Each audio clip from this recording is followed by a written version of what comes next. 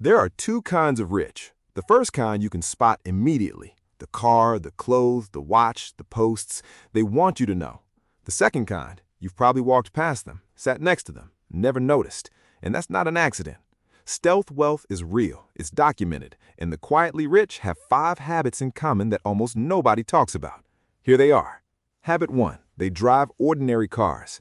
A car loses roughly 20% of its value the moment you drive it off the lot. The quietly rich know this number, and they treat a car as transport, not a trophy.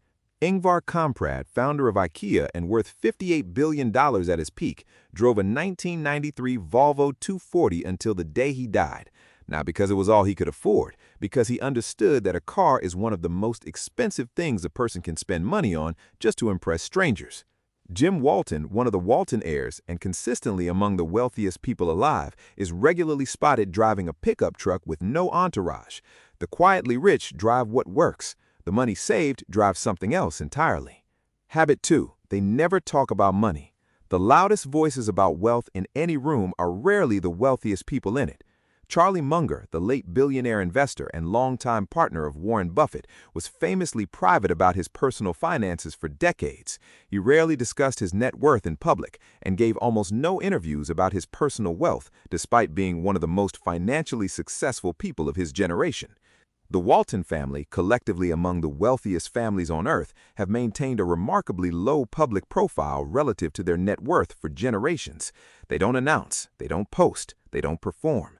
Silence about money does 2 things. It protects you from people who want a piece of it, and it keeps your focus on building rather than performing. Habit 3. They dress unremarkably. Mark Zuckerberg wore the same gray t-shirt every single day for years. When he was asked why, his answer was more financial than it was philosophical.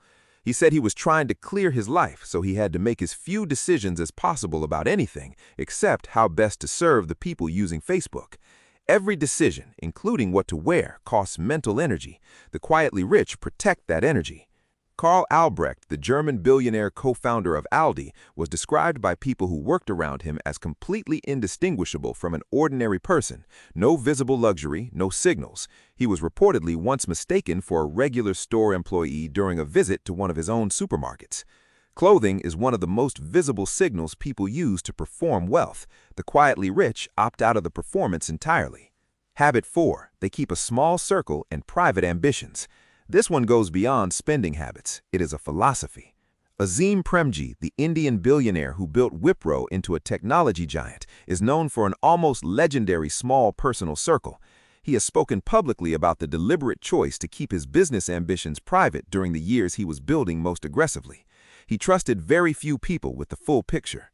Sarah Blakely, founder of Spanx and the first self-made female billionaire in the United States, has said in interviews that she kept her business idea completely secret for over a year while developing it, telling almost nobody.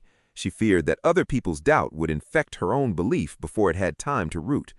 The quietly rich understand that ambition shared too early invites opinions that haven't been earned. They build in private. They reveal results, not plans. Habit 5. They never pay full price. This is the one that surprises people the most because it sounds like something you do when you're broke. Ingvar Kamprad, the IKEA founder we mentioned, was documented shopping at markets near closing time to buy discounted produce. He negotiated prices personally on purchases large and small. He took the bus home from the airport rather than taxis. He was reportedly so frugal that staff who knew him well found it remarkable given what he was worth. Azim Premji, one of India's wealthiest men, is well documented for flying economy class on domestic flights and operating with minimal personal overhead. His approach to personal spending was described by people around him as identical whether he was worth $1 million or $20 billion. And perhaps the most striking example, Jim Walton, worth over $60 billion, reportedly still haggles over prices the same way his father, Sam Walton, taught him to as a child growing up with little. Now, you can see that the pattern is always the same. They protect their money the same way they protect their energy, their time, and their plans. Stealth wealth isn't about deprivation, it's about intention. The flashy version of being rich is performing for everyone else. The quiet version is building for yourself. Which one sounds more powerful to you? Drop your answer in the comments and subscribe to the channel. If you got value, share to your friends so that they too can understand stealth wealth.